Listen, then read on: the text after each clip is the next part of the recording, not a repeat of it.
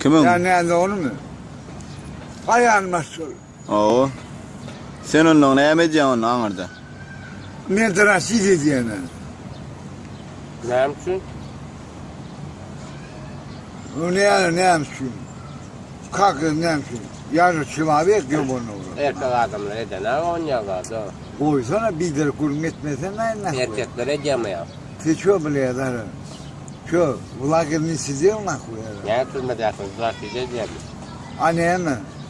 Ne mi diyorlar? Gördün mü gelmedi? Ha? Gördün mü? Kanırsın sen gördün mü? Niye gördün mü? Ha? Даже вот туалете сидят, нахуй, драсили лотилер, нахуй. Sütler ulokar mı yok? Ha? Ulokar mı? Мен kızım ulakanlarla da olmuş. Sen aşağı son kuvvete bırak edettin. Ha, 2 года прошло.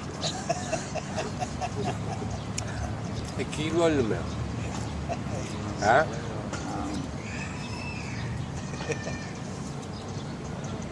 Canından çıkarma bir lazım, ha.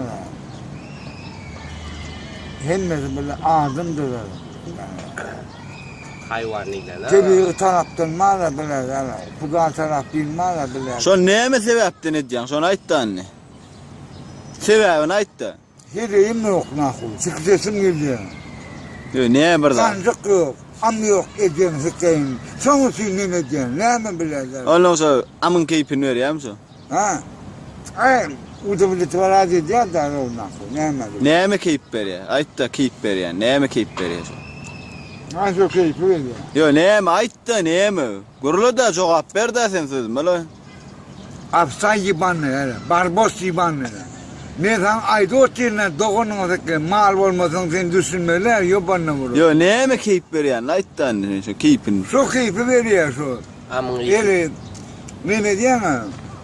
Bir açıp yatsa yalarsın amına sen. Yiyeceğin amına sikayım nahul.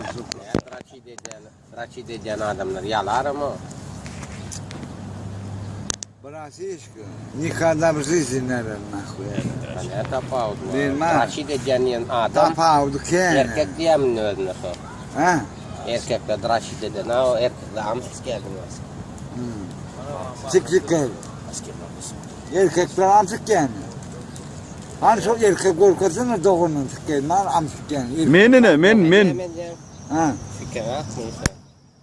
Böyle kuypuluyor da bu. Tıraş edeceğin. Ha? Ha o. Bir de adayım yok da. Pulum yok hani. Pul ver doğunun sıkayım, değil mi? Oo dön.